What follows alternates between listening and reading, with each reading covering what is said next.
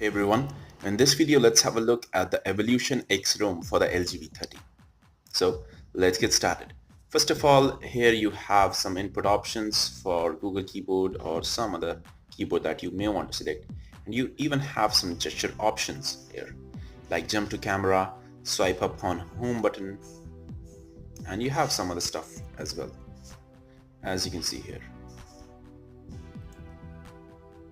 Now you have some other gesture options, and in terms of buttons you have options like accidental touch and one-handed mode. So you can swipe across the nav bar actually, but I don't think it is yet compatible with this Pi one because it is just taking me. Okay, so something is weird with it. Now let's move on. Now here are a lot of customization features that are available for this ROM. So let's just quickly go through them and have a look at them. Now talking about the battery life has been pretty decent for me, and it is a bit better for me as compared to other ROMs. So that is pretty cool. And Substratum works pretty well here. I'm using a Substratum theme of pitch black. As you can see, it is themed through and through. You have even options for volume steps, playback control, and some other stuff. Now you have some navigation button options, nav bar buttons. As you can see here, you even have the option for including a clipboard here. So overall, this ROM has a lot of features. You have navigation gestures. As you can see here, these are similar to OnePlus gestures. You'll have to disable navigation bar for these to work. You can easily do that using many mods, and even Fluid UI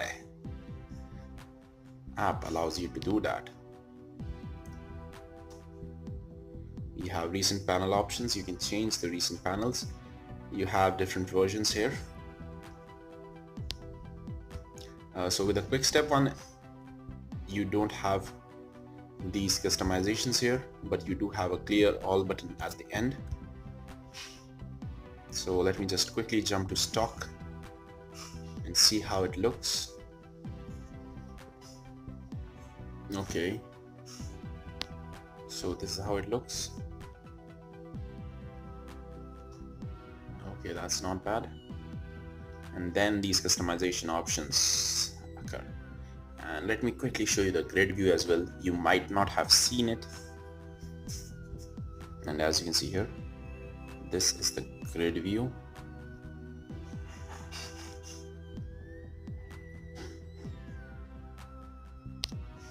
Now moving on, we have the power menu. Now talking about the performance, I kind of struggle with performance on this particular ROM, especially with the kernel that it came with. With the same kernel, I got decent performance on other custom ROMs, but for some reason this ROM really struggled. The dev has told me, who developed it, that they are undergoing resource changes. That's probably why it struggles in terms of performance. And as you can see here, you have some hi-fi quad DAC options here as well. So that's great to see on a custom ROM. And in the display section, you will find stuff like ambient display, always on, color theme, device theme. You have a few options and font options. So this is the Antutu score that I'm getting with this ROM. So that's it pretty much for this video. Thank you for watching. Have a nice day. Do like this video and subscribe to my channel if you like this video.